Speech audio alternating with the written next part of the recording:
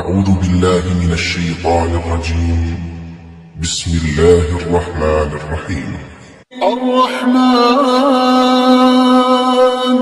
علم القرآن خلق الإنسان علمه البيان. الشمس والقمر بحسبان والنجم والشجر يسجدان والسماء رفعها ووضع الميزان ألا تطغوا في الميزان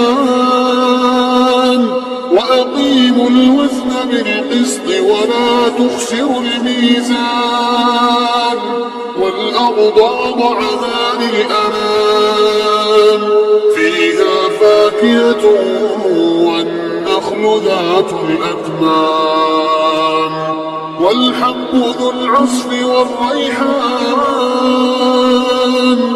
فبأي آلاء ربكما تكذبان. خلق الإنسان من صلصال كالفخار وخلق الجن من مارج من نار فبأي آلاء ربكما تكذبان. رب المشرقين ورب المغربين فبأي آلاء ربكما تكذبان.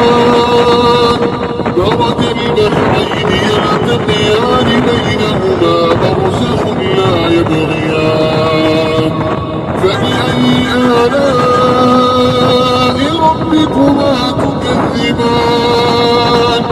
يخرج منهما اللؤلؤ والمرجان فبأي آلاء ربكما تكذبان. وله الجوار المنشآت في البحر كالأعلام فبأي آلاء ربكما تكذبان. كل من عليها فان ويبقى وجه ربك ذو الجلال والإكرام فبأي آلاء ربكما تكذبان.